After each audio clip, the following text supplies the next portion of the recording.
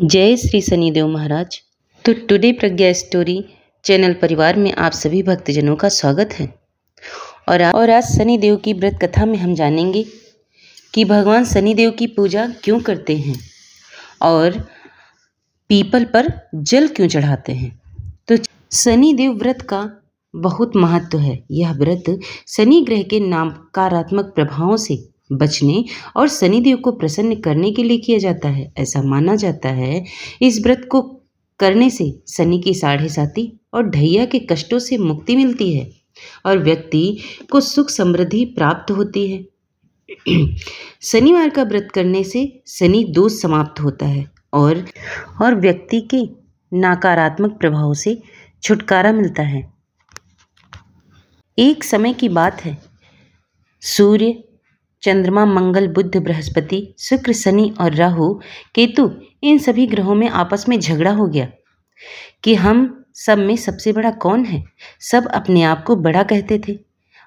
जब आपस में कोई निश्चय ना हो सका तो सब के सब आपस में झगड़ते हुए इंद्रदेव के पास पहुंच गए और कहने लगे कि आप सब देवताओं के राजा हो, इसीलिए आप हमारा न्याय करके बतलाओ कि हम नौ ग्रहों में सबसे बड़ा कौन है। राजा इंद्र इनका यह प्रश्न सुनकर घबरा गए और कहने लगे कि मुझ में यह सामर्थ्य नहीं है कि किसी को बड़ा या छोटा बतलाऊं। मैं अपने मुख से कुछ नहीं कह सकता, परंतु एक उपाय हो सकता है। इस समय पृथ्वी पर राजा विक्रमादित्य दूसरों के दुखों को दूर करने वाले हैं, इसलिए तुम सब मिलकर उन्हीं के पास जाओ, वहीं तुम्हारे प्रश्न का उत्तर देंगे। ऐसा वचन सुनकर सभी ग्रह देवता चलकर भूलोक में राजा विक्रमादित्य की सभा में जाकर उपस्थित हुए और अपने प्रश्न को राजा के सामने रखा। राजा उनकी बातें सुनकर बड़ी चिंता में पड़ गए कि मैं अपने मुख से किसको बड़ा और किसको छोटा बतलाऊं। जिसको छोटा बतलाऊंगा वही क्रोध करेगा। परंतु उनका झगड़ा निपटाने के लिए राजा ने एक उपाय सोचा कि सोना, चांदी, कांसा, पीतल, सीसा, रांगा, जस्ता, अभ्रक, लोहा आदि 9 धातुओं के 9 आसन बनवाएं और सब आसनों को क्रम से, जैसे सोना सबसे पहले और लोहा सबसे पीछे बिछाए गए। तत्पश्चात राजा ने सब ग्रहों से कहा, आप लोग अपने अपने क्रम से आसनों पर बैठिए। जिसका आसन सबसे आगे है वह सबसे बड़ा और जिसका आसन सबसे पीछे है उसे सबसे छोटा जानिए। क्योंकि लोहा सबसे पीछे था और शनिदेव का आसन था, इसलिए शनिदेव ने समझ लिया कि राजा ने मुझको सबसे छोटा बना दिया। इस पर शनि का बड़ा क्रोध आया और कहा, राजा तू मेरे पराक्रम को नहीं जानता। सूर्य एक राशि पर एक महीना और चंद्रमा 2.25 दिन, मंगल 1.5 महीना, बृहस्पति 13 महीने और बुध और शुक्र 1 महीने, राहु और केतु दोनों उल्टे चलते हुए केवल 18 महीने तक राशि पर रहते हैं। परंतु मैं एक ही राशि पर 30 महीने तक रहता हूँ। बड़े बड़े देवताओं को भी मैंने भीषण दुख दिया है। राजन सुनो, रामचंद्र जी का साढ़े साती आई तो वनवास हो गया और रावण पर आई तो राम और लक्ष्मण के सेना लेकर लंका पर चढ़ाई कर दी। रावण के कुल का नाश कर दिया। राजा तो अब सावधान रहना। राजा कहने लगा, जो कुछ भाग्य में होगा देखा जाएगा। उसके बाद अन्य ग्रह तो प्रसन्नता पूर्वक चले गए, परंतु शनिदेव बड़े ही क्रोध के साथ वहां से सिधारे। कुछ समय काल बीतने पर जब राजा को साढ़े साती की दशा आई तो शनिदेव घोड़ों के सौदागर बनकर उनके अनेक सुंदर घोड़ों के साथ राजा की राज्य में आए। जब राजा ने सौदागर के आने की खबर सुनी तो अपने अश्वपाल को अच्छे अच्छे घोड़े खरीदने की आज्ञा दी। अश्वपाल ऐसे अच्छे नस्ल के घोड़ों को देखकर और उनके मूल्य सुनकर चकित हो गया और तुरंत ही राजा को सूचना दी। राजा उनमें से एक अच्छा सा घोड़ा चुनकर उस पर सवारी के लिए चढ़े। राजा के घोड़े की पीठ पर चढ़ते ही घोड़ा जोर से भागा और बहुत दूर एक बड़े जंगल में जाकर राजा को छोड़कर अंतर्ध्यान हो गया और राजा अकेला जंगल में भटकता फिरता रहा। बहुत देर बाद राजा ने भूख और प्यास से दुखी होकर भटकते भटकते एक ग्वाले को देखा। ग्वाले ने राजा को प्यास से व्याकुल देखकर पानी पिलाया। राजा की उंगली में एक अंगूठी थी। उसने उसे निकालकर प्रसन्नता के साथ ग्वाले को दे दी और शहर की ओर चल दिया। राजा शहर में पहुंचकर एक सेठ की दुकान पर जाकर बैठ गया और अपने आप को उज्जैन का रहने वाला तथा अपना नाम वीका बतलाया। सेठ ने उसको एक कुलीन मनुष्य समझकर जलपान कराया। संयोग से उस दिन उसकी दुकान पर बिक्री बहुत अधिक हुई। तब सेठ उसको भाग्यवान पुरुष समझकर भोजन कराने के लिए अपने निवास स्थान पर ले गया। भोजन करते समय राजा ने एक आश्चर्यचकित बात देखी। खूंटी पर हार लटक रहा और वही खूंटी उस हार को निगल रही। भोजन के पश्चात घर आने पर जब सेठ को घर में हार ना मिला तो सबने यही निश्चय किया कि सिवाय उस व्यक्ति के और कोई घर में नहीं आया, अतः अवश्य ही उसने ही चोरी की है। परंतु वीका ने हार लेने से इनकार कर दिया। इस पर 5-7 आदमी इकट्ठे होकर उसको फौजदार के पास ले गए और फौजदार ने उनको राजा के सामने उपस्थित कर दिया और कहा कि ये आदमी तो भला प्रतीत होता है, चोर नहीं मालूम होता, परंतु सेठ का कहना है कि इसके सिवाय कोई और घर ही नहीं आया, अवश्य ही इसी ने चोरी की है। ऐसा निश्चय करके जब राजा ने आज्ञा दी कि इसके हाथ पैर काटकर चौरंगिया किया जाए, राजा की आज्ञा का तुरंत पालन किया गया और उसके हाथ पैर काट दिए गए। उस प्रकार कुछ काल व्यतीत होने पर एक तेली उसको अपने घर ले गया और कोल्हू पर उसको बिठा दिया। वीका उस पर बैठा हुआ अपनी जुबान से बैल हाँकता रहा। जब राजा की 7:30 की दशा समाप्त हो गई थी तो एक रात को वर्षा ऋतु के समय यह मल्हार राग गाने लगा। तो उसका गाना सुनकर उस नगर के राजा की कन्या उस राग पर मोहित हो गई और दासी को खबर लाने के लिए भेजा कि शहर में कौन गा रहा है। दासी सारे शहर में फिरती फिरती क्या देखती है कि तेली के घर में चौरंगिया गा रहा है। दासी ने महल में आकर राजकुमारी को सारा वृत्तांत सुना दिया। उसी क्षण राजकुमारी ने अपने मन में यह प्रण कर लिया कि चाहे जो कुछ हो जाए, मुझे इस चौरंगिया के साथ ही विवाह करना है। प्रातःकाल होते ही जब राजकुमारी को दासी ने जगाना चाहा तो राजकुमारी अनशन पर व्रत लेकर खड़ी रही। तब दासी ने रानी के पास जाकर राजकुमारी के लिए ना उठने का वृतांत कहा।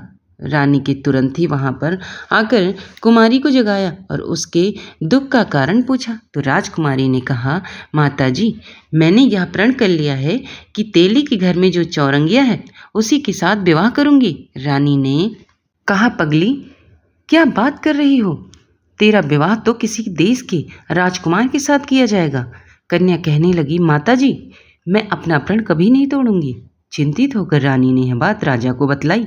राजा ने भी आकर यही समझाया कि मैं अभी देश देशांतर में अपने दूत भेजकर सुयोग्य रूपवान एवं बड़े से बड़ी गुणी राजकुमार से के साथ तुम्हारा विवाह करूंगा।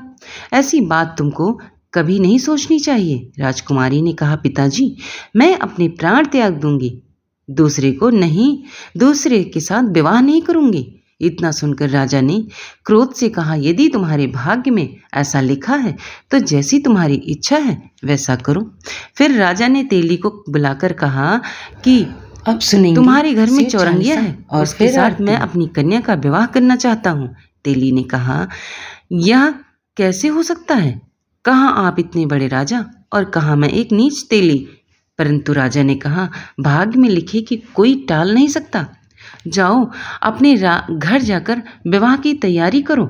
राजा ने उसी समय तोरण स्तंभ लगवाकर राजकुमारी का विवाह चौरंगिया विक्रमादित्य के साथ कर दिया। रात्रि को जब विक्रमादित्य और राजकुमारी महल में सोए तो आधी रात के समय शनिदेव ने विक्रमादित्य को स्वप्न में दिखाया कि राजा, मुझको छोटा बतलाकर तुमने कितने दुख उठाए। राजा विक्रमादित्य ने क्षमा मांगी। शनिदेव ने प्रसन्न होकर विक्रमादित्य को हाथ पैर दिए तथा राजा ने कहा, महाराज, मेरी एक प्रार्थना स्वीकार करें। जैसा दुख आपने मुझे दिया है ऐसा और किसी को भविष्य में ना देंगे। शनिदेव ने कहा, तुम्हारी यह प्रार्थना स्वीकार है। जो मनुष्य मेरी कथा सुनेगा या कहेगा उसको मेरी दशा में कभी भी किसी प्रकार का दुख नहीं होगा और जो निश्चय ही मेरा ध्यान करेगा या चींटियों को आटा डालेगा, उसके सब मनोरथ पूर्ण होंगे। इतना कहकर शनिदेव अंतर ध्यान हो गए। इसी बीच राजकुमारी की आंखें खुली और उसने राजा के हाथ पांव देखे तो आश्चर्य को प्राप्त हुई। उनको चकित देखकर राजा ने अपना सारा हाल बताया कि मैं उज्जैनी का राजा विक्रमादित्य हूँ। यह बात सुनकर राजकुमारी अत्यंत प्रसन्न हुई। प्रातःकाल राजकुमारी से उसकी सखियों ने पूछा तो उसने अपने पति का सारा वृतांत कह सुनाया। तब सबने प्रसन्नता प्रकट की और कहा, ईश्वर ने अपनी मनोकामना पूर्ण कर दी। जब उस सेठ ने यह सुना तो वह विक्रमादित्य के पास गया और उसके पैरों पर गिरकर क्षमा मांगने लगा कि आप पर मैंने चोरी का झूठा दोष लगाया था, अतः आप मुझको जो दंड दें, जो चाहें दंड दें। राजा ने कहा, मुझ पर शनिदेव का कोप था, इसी कारण यह सब दुख मुझको प्राप्त हुआ है। इसमें तुम्हारा कोई दोष नहीं है। तुम अपने घर जाकर अपना कार्य करो। सेठ बोला, मेरी आत्मा को तभी शांति मिलेगी जब आप मेरे घर चलकर प्रीतिपूर्वक भोजन करेंगे। राजा ने कहा कि जैसी आपकी मर्जी वैसा ही होगा। तब सेठ ने अपने घर जाकर अनेक प्रकार के सुंदर भोजन बनवाए और राजा विक्रमादित्य को प्रीति भोज दिया। जिस समय राजा भोजन कर रहे थे, एक अत्यंत आश्चर्यचकित करने वाली बात दिखाई दी। जो खूंटी हार को पहले निगल रही थी, वह अब हार उगल रही है। और जब भोजन समाप्त हो गया तो सेठ ने हाथ जोड़कर बहुत सी मोहरे राजा को भेंट की और कहा, मेरे श्री कंवरी नामक एक कन्या है, उसका पाणी ग्रहण आप करें। इसके बाद सेठ ने अपनी कन्या का विवाह राजा के साथ कर दिया और बहुत सा धन दहेज आदि दिया। इस प्रकार कुछ दिनों तक वहाँ निवास करने के पश्चात विक्रमादित्य ने उस नगर के राजा से कहा, अब मेरी उज्जैन जाने की इच्छा है। फिर कुछ दिनों के बाद विदा लेकर राजकुमारी मनभावनी और सेठ की कन्या सी कंवरी तथा दोनों जगह के दहेज के साथ अनेक दास दासी रथ और पालकियों सहित विक्रमादित्य उज्जैन की तरफ चले। जब शहर के निकट पहुँचे और नगरवासियों ने राजा विक्रमादित्य के आगमन का समाचार सुना तो समस्त उज्जैन की प्रजा अगवानी के लिए आई। राजा प्रसन्नतापूर्वक अपने महल में पधारे। सारे नगर में बड़ा भारी महोत्सव मनाया गया और रात्रि को दीपमाला की गई। दूसरे दिन राजा ने सारे राज्य में घोषणा कराई कि शनिदेव सब ग्रहों में सर्वोपरि हैं। मैंने इनको छोटा बतलाया था, इसी से मुझको यह दुख प्राप्त हुआ था। तब तो सारे नगर में नित्य शनिदेव की पूजा और कथा होने लगी और प्रजाजन अनेक प्रकार के सुख भोगते रहे। जो मनुष्य शनिदेव की इस कथा को पढ़ता अथवा सुनता है और शनिदेव की कृपा से उसके समस्त दुख दूर हो जाते हैं। शनिदेव की कथा का पाठ शनिवार के दिन अवश्य करना चाहिए। और अब सुनिए, मनुष्य पीपल के पर जल क्यों चढ़ाते हैं। शमशान में जब महर्षि दधीचि के मांस पिंड का दाह संस्कार हो रहा था तो उनकी पत्नी अपने पति का वियोग सहन नहीं कर पाई और पास में स्थित विशाल पीपल वृक्ष के कोटर में 3 वर्ष के बालक को रख स्वयं भी स्वर्गलोक को सिधार गईं। इस प्रकार महर्षि दधीचि और उनकी पत्नी का बलिदान हो गया, किंतु पीपल के कोटर में रखा बालक भूख प्यास से तड़प कर चिल्लाने लगा। जब कोई वस्तु नहीं मिली तो कोटर में गिरे पीपल के गोंदों के फल को खाकर बड़ा होने लगा। कालांतर में पीपल के पत्तों और फलों को खाकर बालक का जीवन एन केन प्रकारेण सुरक्षित रहा। एक दिन देवर्षि नारद वहां से गुजरे। नारद पीपल के कोटर में बालक को देखकर उसका परिचय पूछा। नारद बोले, बालक तुम कौन हो? बालक बोला, यही तो मैं भी जानना चाहता हूँ। नारद बोले, तुम्हारे जनक कौन हैं? बालक बोला, यही तो मैं भी जानना चाहता हूँ। तब नारद ने ध्यान धर देखा। नारद आश्चर्यचकित हो बताया कि हे बालक, तुम महान दानी महर्षि दधीचि के पुत्र हो। तुम्हारे पिता की अस्थियों का वज्र बनाकर ही देवताओं ने असुरों पर विजय पाई थी। नारद ने बताया कि तुम्हारे पिता दधीचि की मृत्यु मात्र 31 वर्ष की कम आयु में हो गई थी। बालक, मेरे पिता की अकाल मृत्यु का कारण क्या था? नारद बोले, तुम्हारे पिता पर शनिदेव की महादशा थी। बालक बोला, मेरे ऊपर आई विपत्ति का कारण क्या था? नारद ने बताया, शनिदेव की महादशा। इतना बताकर देव ऋषि नारद ने पीपल के पत्तों और गोंदों को खाकर जीने वाले बालक का नाम पिप्पलाद रखा और उसे दीक्षित किया। नारद के जाने के बाद बालक पिप्पलाद ने नारद के बताए अनुसार ब्रह्मा जी की घोर तपस्या कर उन्हें प्रसन्न किया। ब्रह्मा जी ने जब बालक पिप्पलाद से वर मांगने को कहा तो पिप्पलाद ने अपनी दृष्टि मात्र से ही किसी भी वस्तु की जलाने की शक्ति मांगी। ब्रह्मा जी से वर मिलने पर सर्वप्रथम पिप्पलाद ने शनिदेव का आवाहन कर अपने सन्मुख प्रस्तुत किया और सामने पाकर आंखें खोलकर भस्म करना शुरू कर दिया। शनिदेव सशरीर जलने लगे। ब्रह्मांड में कोलाहल मच गया। सूर्यपुत्र शनि की रक्षा में सारे देव विफल हो गए। सूर्य भी अपनी आंखों के सामने अपने पुत्र को जलता हुआ देखकर ब्रह्मा जी से बचाने के हेतु विनय करने लगे। अंततः ब्रह्मा जी स्वयं पिप्पलाद के सन्मुख पधारे और शनिदेव को छोड़ने की बात कही, किंतु पिप्पलाद तैयार नहीं हुए। ब्रह्मा जी ने एक के बदले 2 वर मांगने की बात कही। जब पिप्पलाद ने खुश होकर निम्नवत 2 वरदान मांगे। पहला वरदान मांगा कि जन्म से 5 वर्ष तक किसी बालक की कुंडली में शनि का स्थान नहीं होगा, जिससे कोई और बालक मेरे जैसा अनाथ ना हो। मुझ अनाथ को शरण पीपल वृक्ष ने दी है, अतः जो भी व्यक्ति सूर्योदय से पूर्व पीपल वृक्ष पर जल चढ़ाएगा उस पर शनि की महादशा का असर नहीं होगा। ब्रह्मा जी ने तथास्तु कह वरदान दिया। तब पिप्पलाद ने जलते हुए शनि को अपने ब्रह्मदंड से उनके पैरों पर आघात करके उन्हें मुक्त कर दिया, जिससे शनिदेव के पैर क्षतिग्रस्त हो गए और वे पहले जैसी तेजी से चलने लायक नहीं रहे। अतः तभी से शनि शनैश्चराय या शनैश्चराय अर्थात जो धीरे चलता है वही शनैश्चर है कहलाएं, और शनि आग में जलने के कारण काली काया वाले अंग भंग रूप में हो गए।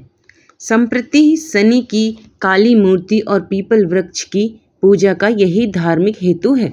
आगे चलकर पिप्पलाद ने प्रश्न उपनिषद की रचना की, जो आज भी ज्ञान का बृहद भंडार है। तो प्रिय भक्तजनों, कथा पसंद आ गई है तो चैनल को लाइक शेयर सब्सक्राइब कर लेना। धन्यवाद।